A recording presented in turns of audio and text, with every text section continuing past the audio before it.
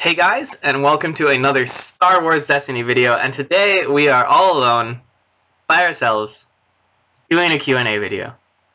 I'm gonna level with you guys. Basically, we're all busy, we have worlds coming up, so it's very unlikely that I would ever find the time with another of us to do a Q&A video together, and three of us certainly not, because if three or more of us are together, we are testing for worlds. So I'm just going to do the Q&A video on my own. For those of you who don't know, we have a patron tier, a Q&A tier, that is basically, it's like, you know, you can ask us questions, we'll do our best to respond as quickly as we can, and also every once in a while we promise to do a Q&A video, like the one I'm doing today. So yeah, feel free to check that out. Also, if you're interested in supporting us, I'm going to talk a little bit about Patreon at the end of the video. I don't want to talk about it right at the beginning, so I don't annoy all of y'all, but feel free to listen in at the end when I do talk about it.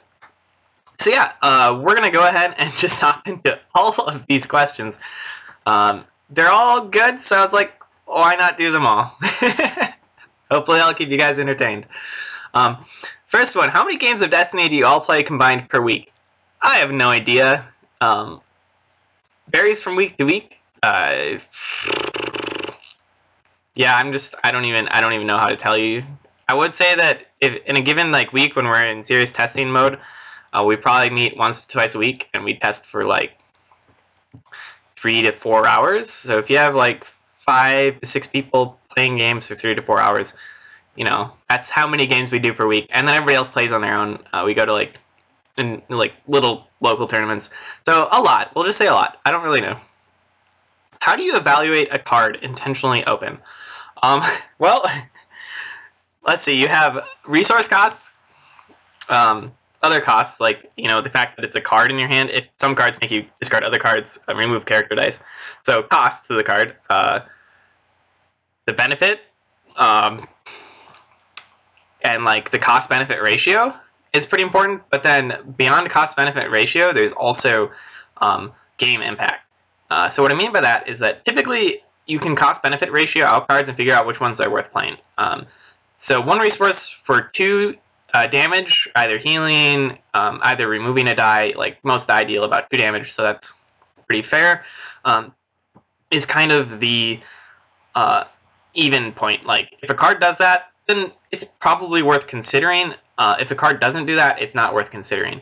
And if you find cards that are 1 for 3, like Witch Magic, Force Illusion is often like that. Cards like, I don't know, theoretically Ataru, if you had 3 shields, is pretty above the curve. Stuff like that is obviously worth including if you can make it work. But if you math out a deck like that, you'll probably come up with a good deck. But I don't think it would be tournament winning, because you also need to consider cards that are mathematically bad but have a great impact on the game. So what do I mean by that? Cards like Impulsive. Impulsive has no impact on the game whatsoever. It does nothing. All it does is resolve a die. So it added no value. All it did was take away one of your rerolls. It just got rid of one of your own cards and gave you no added value. Now, obviously, everybody listening is like, but Impulsive's so good, and there's a reason for that. It's because the speed of resolution allows you to impact the game. There are lots of cards that are mathematically inefficient that are worth running because they impact the game in such a way that you win. Cards like All In is another form of Impulsive that you're literally paying one to add no value, which sounds worse than Impulsive, but once again, being able to resolve all the dice is a huge deal. So a couple other examples of this are cards like No Mercy is a terrible trade. 2 resources and 4 cards for 4 damage, right? But the fact that it kills a character unexpectedly is what makes it so game-breaking and what makes it worth running, because if you kill that important character when your opponent wasn't expecting it, you win the game. So that's an important part of evaluating a card. And the other thing is reliability. So how often is this going to happen? Cards like Defensive Position are mathematically nuts, but they're unreliable because you need the battlefield. Same with Hasty Exit. Cards like that. Cards like Ataru are unreliable because you need shields. Cards like Riposte are unreliable because you need shields. But obviously their impacts can be big. Their math can be insane in the case of Ataru. In the case of Ataru, it's both mathematically insane and situation, like game impact insane, because the unexpected burst is pretty big, but it's super situational. If they're going for the character you're plopping shields on, what good does it do? Right, so those are some of the ways to evaluate a card. Just a little side note here, when I'm building a deck, I'm typically looking for about 26 consistent cards. Now, that number can change, but then I really do want about 2 to 4 slots for cards that, while inconsistent, win the game when I play them. So that was like Swiftness, Concentrate, and Qui-Gon Kanan, right?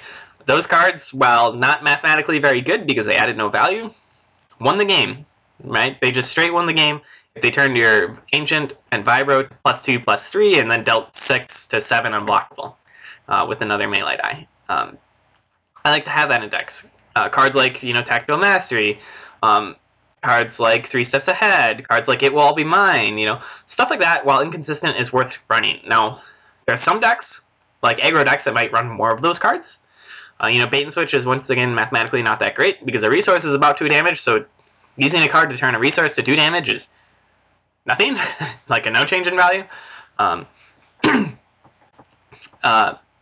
But you'll see more aggro decks run lots more of these cards because they want to get game impact really early, if that makes any sense, right? They'll run cards that help them to just kill characters, But yeah, enough about that. What is your favorite card in the game? That's a hard one. I think ultimately it would be Poe, the original Poe, pre-errata, pre-Balance of the Force. The reason being that he was such an interesting character. In some ways, he was broken. Now, I agree that with Maz, he was kind of dumb, because Maz is dumb. I think Maz just needs to go away forever. The reason why Poe was so interesting is that he was actually, he had decent health for 18 points. It's not great, at 12. But it's enough. Just enough points left to get a good pairing. And then his die is absolutely insane, but also absolutely terrible. So at times, he'd have 50% blanks. Because the blank is a blank, the pay side could be a blank, and the special could be a blank. Because if you don't have an upgrade in your hand that's worth using, like say you just drew a holdout on a turn, and then 4 events, what is Poe's special for it, right? It's just another blank. And even in addition to that, if you may as well consider the Disrupt blank. So that could be 66% blanks on his dice. So what that means is that it was kind of hard to play with Poe. Now, even if you brought Poe back into the meta, ignoring the Poe Maz, I think Poe Maz is broken. Poe Ray is probably pretty good. Probably tier 1 deck if it's still out there. But think of what you could do against it now. Like cards like Scruffy looking Nerf Herder, you just, Scruffy an upgrade, right? And you hit, maybe he has that cheat for the Ray, and he has that Mind Probe for Poe, and you can hit that Mind Probe, right? And now his specials are blanks, right? You can look at his die and notice he has a resource cost. You can disrupt his resources with a character like Hondo, stuff like that, and prevent him from being able to resolve those 3-for-1 sides. Because he's so expensive, your other character dice are typically a little bit weaker, right? So removing his dice is super, best defense on a Poe is still really good. Now, obviously, he can cheat, but if he wants to cheat, then he needs to put more action cheat cards into his deck, which means less control cards. So, and you can just kill him really quickly with a 5-die villain deck, right? I think that Poe is just such a super high upside, but he can be really weak at the same time. So I think he was like one of my favorite cards ever designed, and I think it's a shame that he was nerfed. Now, I agree that he does have some broken, just broken interactions, and that's why he's nerfed. But whatever. How do you make Red Hero work? Why doesn't Red Hero work? Please, sir, can you make Red Hero work? So Red Hero is actually really good. Its characters sucked. So if you look at good characters, it has Poe 2, pretty good. Finn 2, Finn 2, pretty good. And beyond that, there's like nothing. You can make arguments for characters like Hera and Riken. Riken doesn't really count. Okay, mill characters I'm not including in this discussion. And Hera has kind of been outshined by Ayla, who's not a vehicles character, but hey, she's better in a vehicles deck than Hera is. Funny. But in any case, Hero Red has a lot of great cards, and that's when you look at a color and you're evaluating it, you're looking for broken cards, right? Now, a color that is really bad is Villain Red. Villain Red sucks. It has like a couple good cards. Best Defense is really good at protecting important characters if you have an important character deck, like a Bala deck. Tossing a Best Defense in a Bala deck really helps you guarantee that Bala untap in round 2, because you can Best Defense in round 1 or round 2 and really, remove 2 dice for a single resource to really protect that Bala, right? It also has like Tactical Mastery and 3 steps, but beyond that, its cards kind of suck. Right? It has a few good upgrades, but its removal is trash. There's nothing there. It has so many useless events. They're like Commandeer and Local Garrison and all this other trash. But Hero Red has tons of good cards. Its removal is insane. So it has Field Medic, which is just great. Because you can play it at the end of your turn, you can play preemptively, stuff like that. Has Defensive Position, which is the most bonkers removal in the game. Probably not right now, just because like decks like special decks. But even so, like, can you imagine Defensive Positioning like a Boba 7th? I mean, even though it doesn't hit the Boba specials, it hits all of the 2s. So Boba specials now at 1 damage. It's like, oh my goodness, you just wrecked them. It has, it can run Duggan if it wants to, but it has Rebel Assault, which is an insane, 0 value for removing a die is pretty good, and most of the decks that you'd run it in, it's pretty much always online, and while it doesn't hit damage dice, there are so many specials in the meta that it's so good. Like, remove a Boba special, remove that Yoda special, remove that Honda special.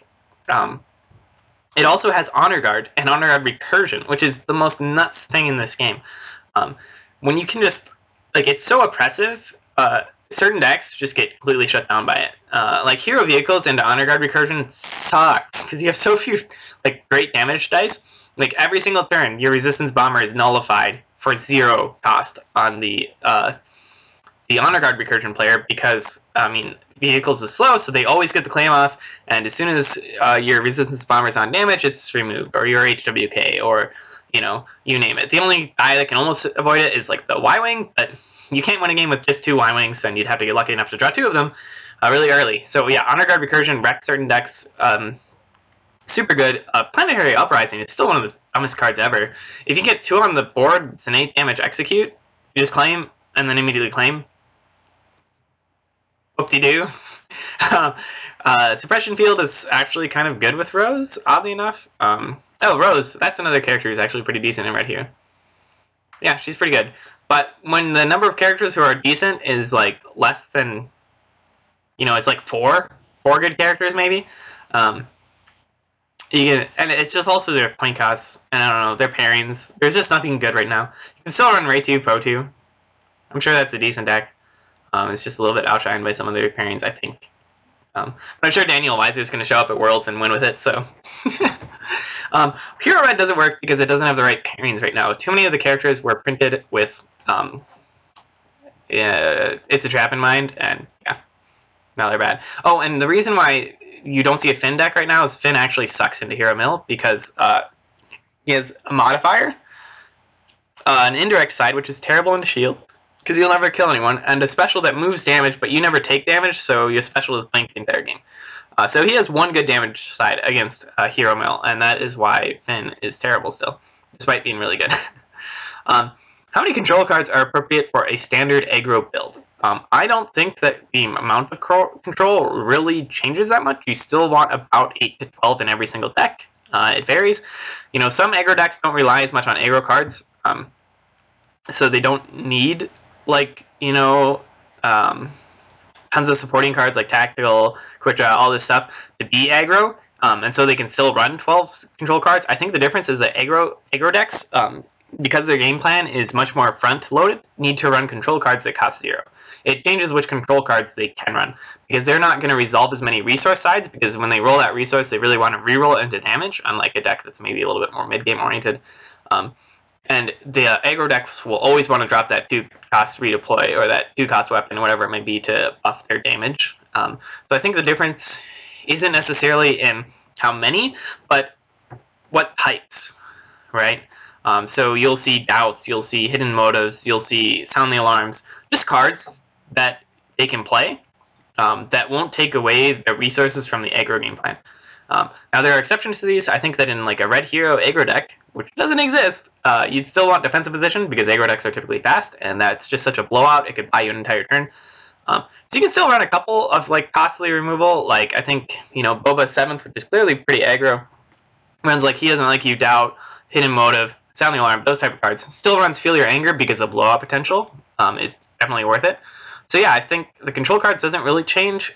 It depends on how many of if your deck needs cheat, action cheat, like how many cards it needs to support its aggression.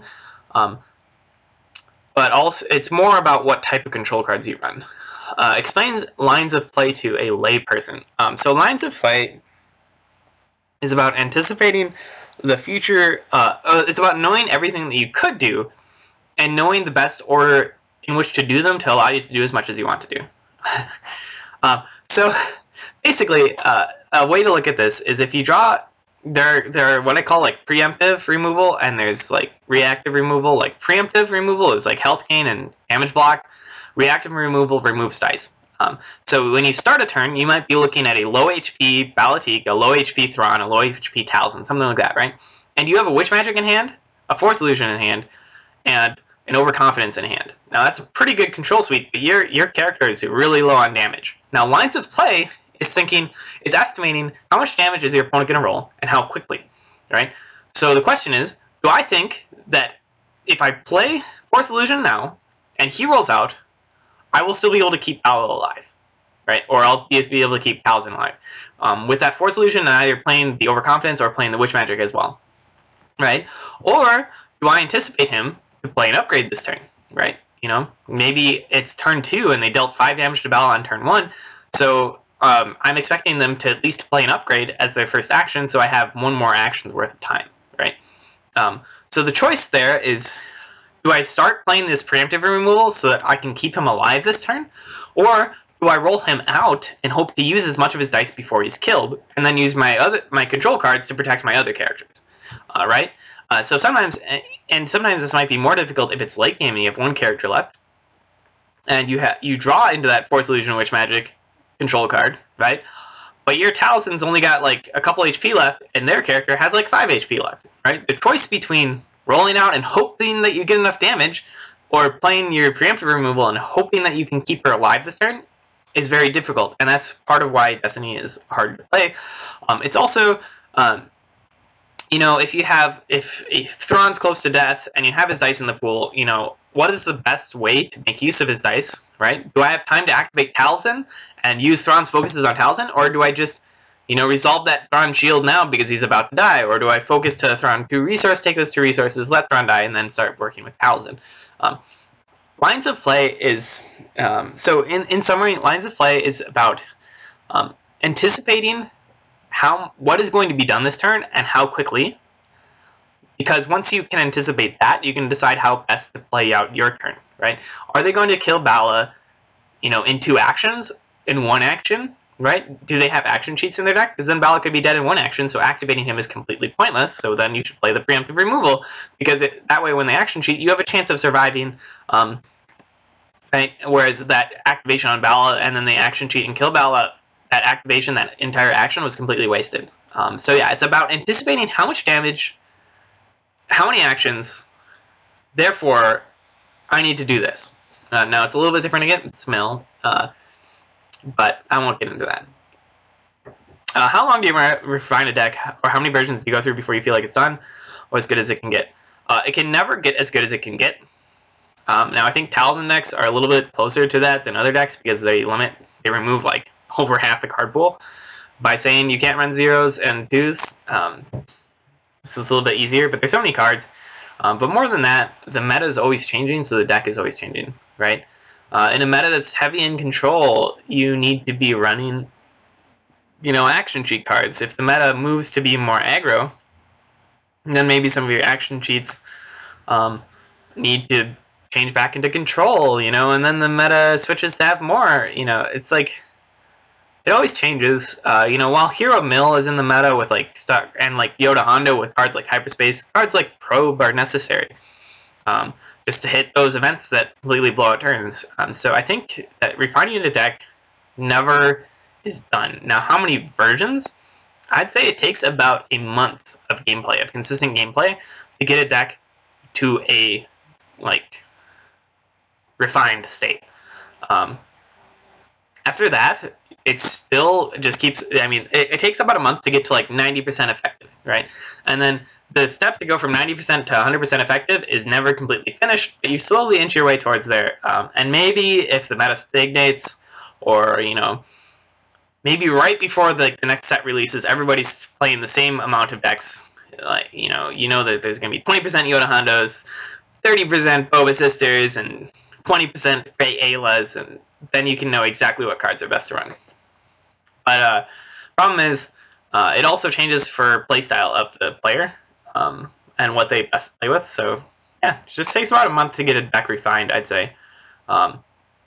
You can get good decks in a week of gameplay, but you need to see so many different situations and circumstances before you go like, oh, huh. Well, that deck did really well at this regional. If I'd run into Hero Mill, I would have gotten completely and utterly stomped, right?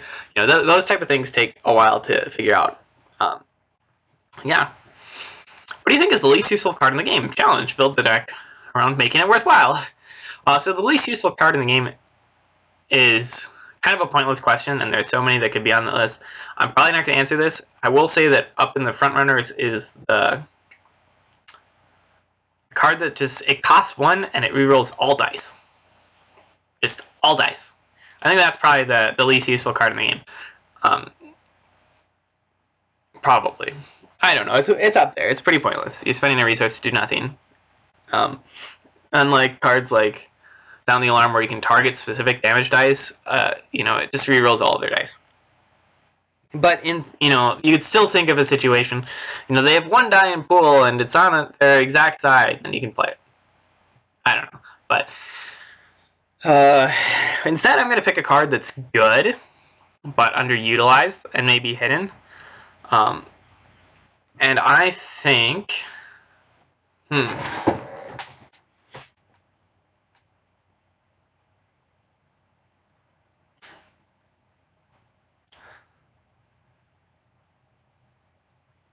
I'll probably do a couple cards that are underutilized. I think one that's underutilized right now is Imperial Discipline. There are a lot of 2-drops in the meta. A lot.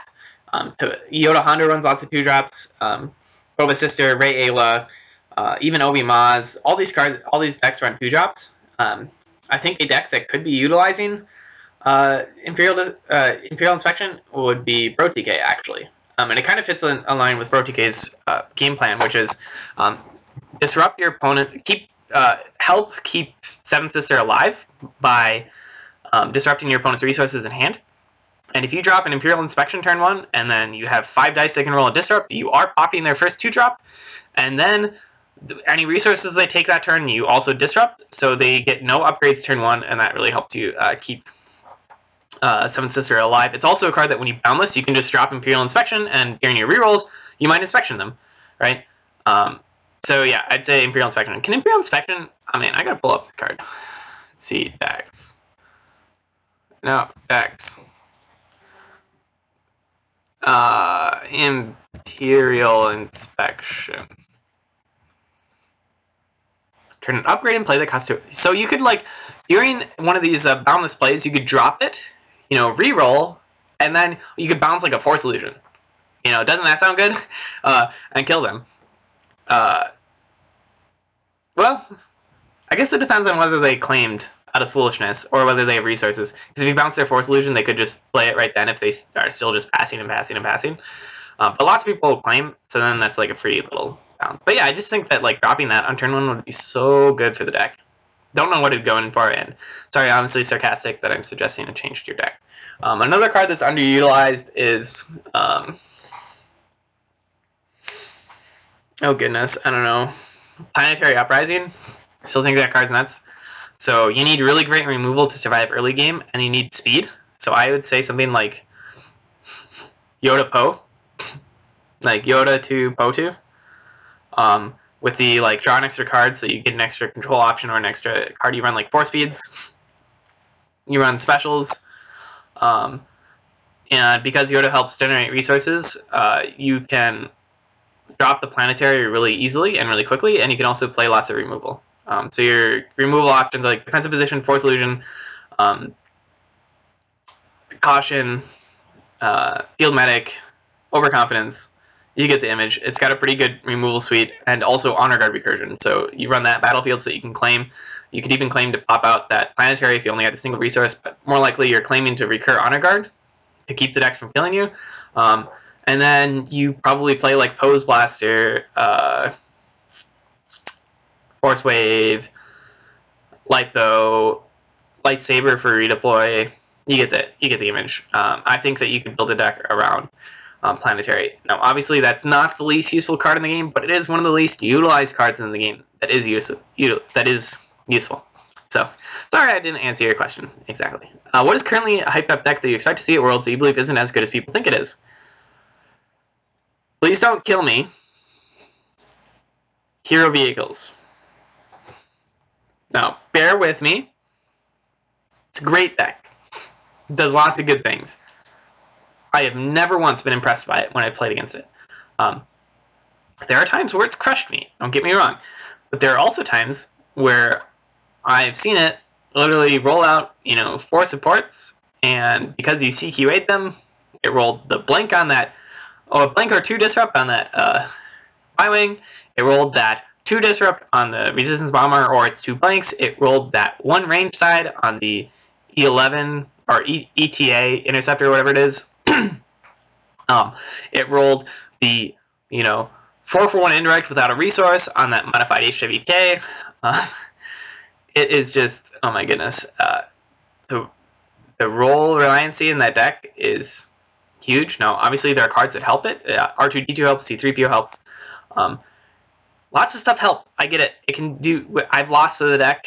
I do not think that deck should win Worlds. I think that the biggest problem that people do is they go for like Rose or Ayla first. Honestly, most decks that can deal damage, if you kill Ezra turn 1 and shut off easy pickings. Now, if they easy pickings you turn 1, that kind of sucks. But if they don't draw turn 1, and you kill Ezra turn 1,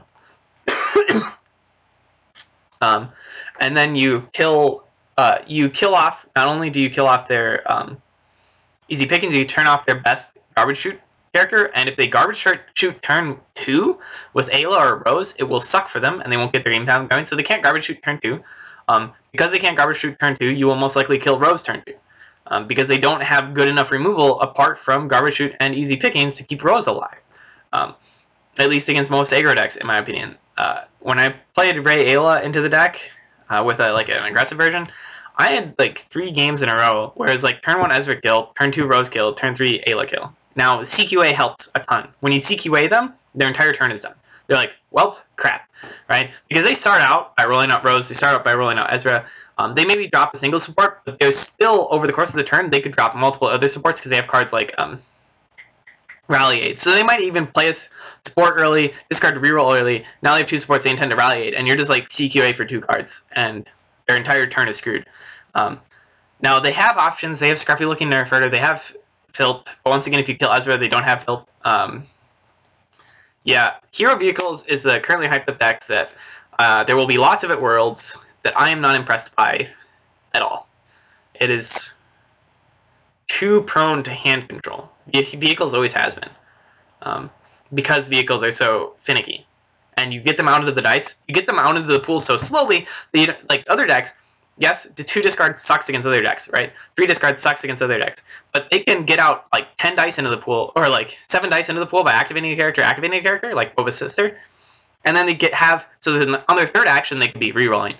Vehicles is like, activate their characters, take resources, play a support, activate a support, activate a support, activate a support. It's like 5 to 6 actions before they would consider rerolling on their support dice.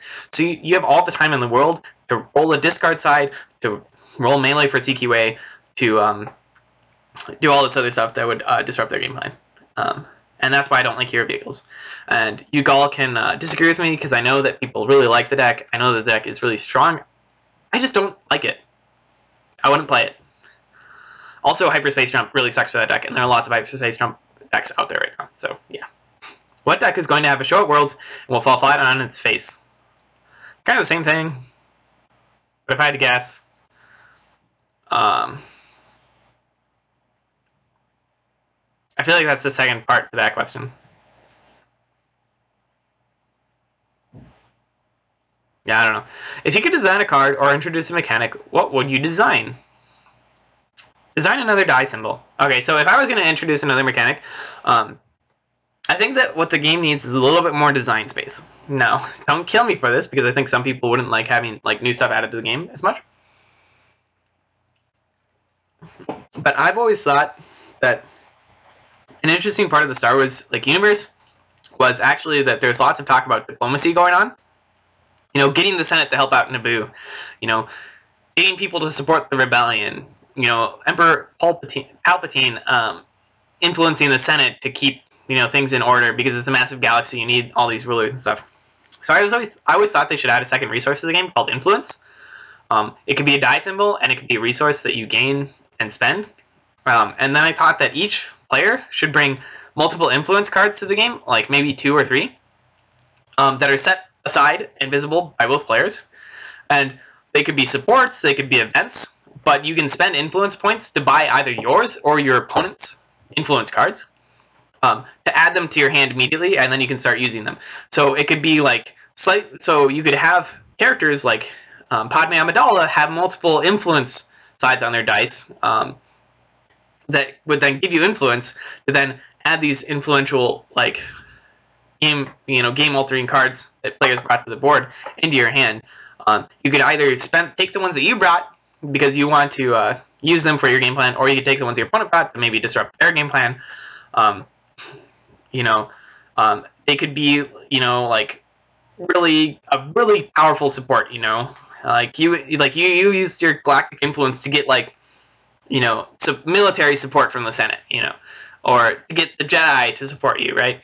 Or things like that. And they could just be another cool aspect of the game, like the interesting choice of like, well, not only what characters do I bring, but what are the best influence cards that I want to bring to the table.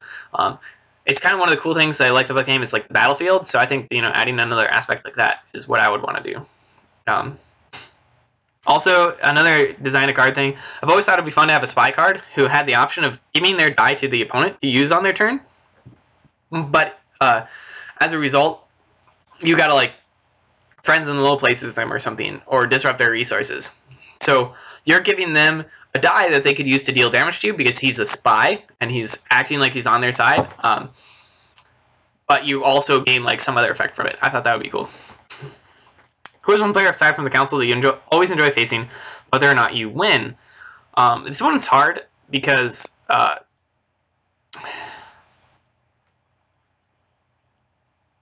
would have said my brother before he was on the council. Now he is. The key is you want it to be a player who's really good. You want to play really good games.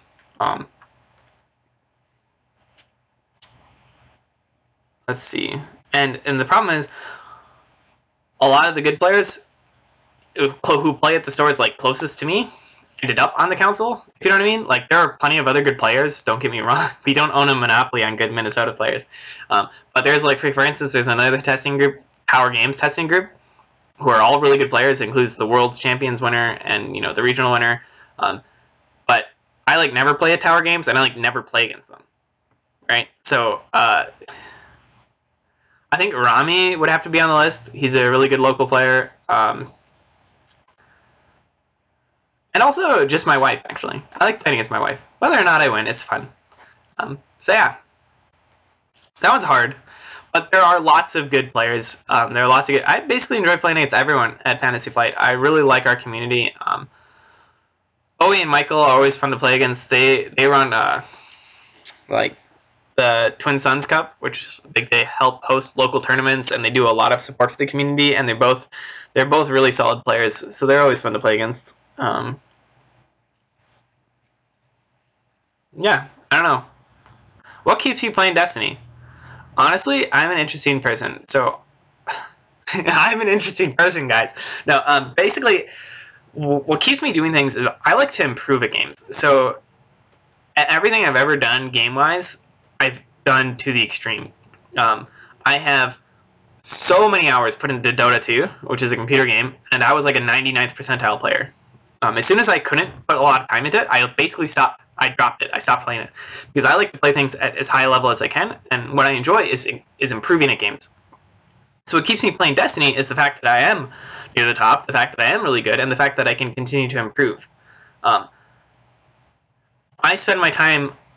I like to improve at games and become as good as I possibly can. So that is what keeps me playing Destiny. Also, content production is really fun and really cool. I think it's always been a dream of mine to be, a professional esports, and being a content provider for a card game is the next best thing. I really enjoy it.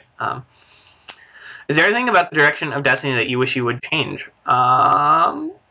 Yeah, I would change all of OP, but that's okay. They're still going they went in a better direction with the Galactic Qualifiers, but they're still lacking a little bit. But yeah, I want it. The game is so much fun. The game has so many unique mechanics that weren't seen in other card games. I don't know. It's a great game. I wish that there was like a really cool competitive tournament structure. Ice Towers, yay or nay? Nay. What's your favorite Twin Stumps playmat design? Well, that one's hard. I have a couple here I can show you guys. Let's see if I can get this right. So this is our infamous C3PO. Right? It's a finalist playmat, so I got second. I lost to Brian. We only played a best of one because we were rushing to a movie. So that's my defense for why I lost. So that one's really cool and kind of funny. But if I had to choose a favorite, it would probably be this one, because I like the white design. Like, it's primarily monotoned in color, right?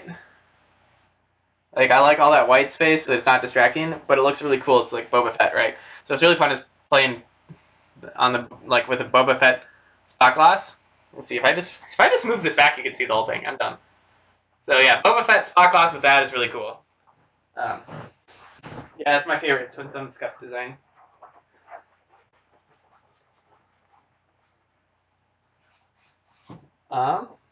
Let's see here. How would you improve OP? How would you improve and expand high-level competitions? Give top-level players money. Not physical money, necessarily, but the thing is, top-level players... Or I've always had the opinion that having a competitive scene makes people want to play the game. When people watch football, afterwards, they want to go out and play, a game of yard football. When they watch basketball, they want to go out and shoot some hoops. When they watch competitive Destiny, they should want to go play Destiny. When they play Destiny, they want to buy more product. There's also competitive... the competitive itch that people have, they want to compete at things, is very important to have for Destiny, to keep people engaged. Now, not everyone. There are plenty of casual players, but also, like, if you want Destiny to grow, you want people to want to show up at local tournaments. Because when they show up at local tournaments, that is free advertising to everybody else in these local stores looking, oh, what game are you playing? Oh, Destiny? Oh, there are 35 of you playing? Maybe I should check out this game. That seems to be so much fun. So you need to satisfy tournament goers, right? So the biggest thing is just print more of the spot glass cards, because that's not that expensive to print, and then hand them out more often, but print lots of variety of characters, right? And like cards. Well, I guess it could only be characters because they're like so different, but like print like all of them, but then restrict them. You don't want to flood the market, so there is no money in them. But let's say then instead of at the quarterly kit giving out like the silly Way of the Force and Hold Up Blasters, there were like 4 different spot glass characters or battlefields, right? So in order for a player to get this complete set of them, they'd need to win 4 different local tournaments, because the winner only got to choose one of them, right? That keeps these competitive players going. And then also put in like a single spot glass battlefield that is raffled, to keep people interested. Or print, yeah, I don't know. I think use also print more full art cards. Make them really cool. put foil cards, like unique foil full art cards that you can only get at tournaments, right? You know, the world's top 4 prize should be like a complete set of the next set's legendary characters spot classes, right? Because then that world's winner, that top 4 world's player, could go and sell those all and like feel super accomplished, and like it keeps that player playing your game, because you want the best players to continue playing your game, because those best players are what attract the commoner, you know, who's like watching that game to go in and play more, and being like, oh, that deck that he played is so cool, or, you know, he did so well. But if they see their favorite, you know, if somebody like Honestly Sarcastic and Mike Gem from the Hyperloops were to decide, you know, Destiny just isn't really worth it for me, you know, there's not enough prizes in the top, I'm just going to stop playing. That would be a huge hit to Destiny as a game. So, because people would be like, oh, he's quitting, maybe I should quit. Right? Because people who are doing well, who are in the spotlight, have a major influence. So basically how to improve OP, as I said, like 4 unique spot glasses as quarterly kits, to keep people going to multiple tournaments. Even the top players keep going to multiple tournaments to keep them full, because people want these because they can be sold. Right? Give out spot glasses at all of the major tournaments in such a way that it is beneficial. Give out product to players as well. I think that if, you know, like the top 4, top 16 got like a box of set 5 cards before its release, it'd be so huge. You know, that's really cool for them. It's a cool prize. They can either sell it, making money, or they could open it and have cards ahead of time. You know, that's how I'd improve OP. Also, I think that a global tracking system. I think Brian said that when in like the World of Warcraft game, card game that he played, every player got a number, and you tell your tournament organizers your number, and then they'd report, you know, the results from every single tournament into this website platform. And while that system is imperfect at best, it still gives people this like statistic to look for, you know, this platform. Like we did that locally in Minnesota. Huge shout out to Chris Bates. He did a Kessel Run thing where we recorded all the stats from all the local tournaments in Minnesota, kept track of stats, and that was really cool. It was really engaging. You could see how hundreds of players had played, and you could see that, you know, Brian's sitting up there at the top with an 81% win rate, and oh, I'm like 33, and if I can just make it to 32, I can be in the March Madness tournament. You know, it's kind of cool. I like it. Do you play any other games competitively? Do any games save as much time as on your calendar as Destiny? If not, what is it about Destiny that keeps you around? I used to play Dota pretty competitively. As far as other stuff that takes up as much time as Destiny, no. Because, as I said, I like to do my best at a single game. And if I can't commit enough time to game to continue to improve, I don't play it. So Destiny is what takes up that time right now, so Destiny is what I spend time on. Now, I will say that I do play a decent bit of Overwatch, but nowhere near as much as Destiny. Who's better at the game, Jonathan or Luke?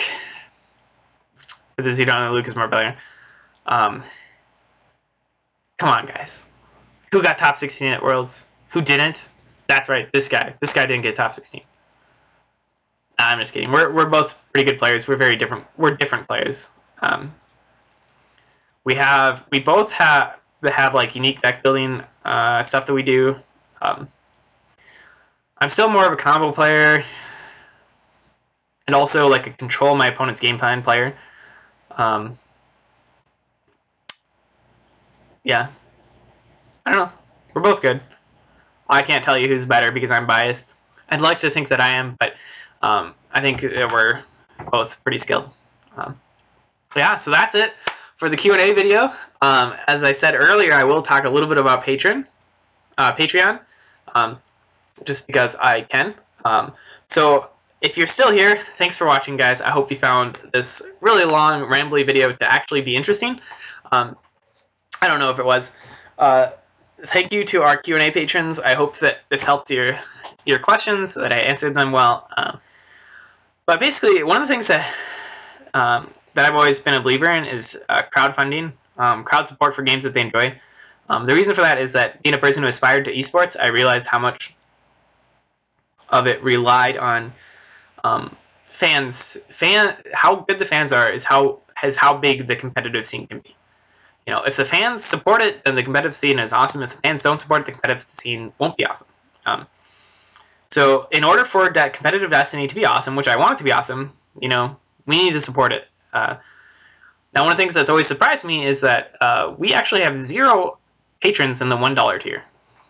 I don't know why. And to me, like, the $1 tier is the best tier possible because there are enough people playing Destiny that if everybody just picked their 3 favorite content providers and did the $1 tier for each of them, every content provider would be perfectly fine. Because that's, you know, if you have 5 to 10,000 people playing the game, and you know maybe 1,000 people like your content, you get the picture, and then that allows these content creators, like the Destiny Council, like the Hyperloops, to travel to tournaments. And then when you look at the PAX East results, well, you have the Destiny Council, and you have, like, you know, or look at Gen Con results, or look at Nova results. You'll have these high-level content providers being there to provide tournament coverage, and also to provide better competition and all of these things. Right now, I'm looking at Nova and Gen Con, and I'm probably only going to Nova because I can only afford to go to Nova. I couldn't afford to go to both Gen Con and Nova. Right? Now, Patreon is a way to let to show appreciation for the content that we do. I mean, I put a lot of time into this, and I think that the $1 tier is the best way to show appreciation because it doesn't hurt your wallet, right? That's $12 a year, right? Now, obviously, you couldn't do that to everything, or else all the world's problems could be solved by $1. You know, because you can only support so many things in your life before it adds up. But if you like our content, I would encourage you, try the $1 tier. You know, just say, hey, I appreciate the videos, the articles, all that you do for the community. You know, that's great. Now, the tiers above that are more about you, right? And that's, you know, the tier above that is the $3 tier where you get access to our Discord, and now you get to chat with us and chat with others, right? The $5 tier is the Q&A tier. Now we get to answer your questions. We just launched a Minnesota tier that's about helping Minnesota players at local tournaments get better, because we'll play their deck at the local tournament and then tell them what we thought of their deck, right? I think that's a really cool thing that we can do.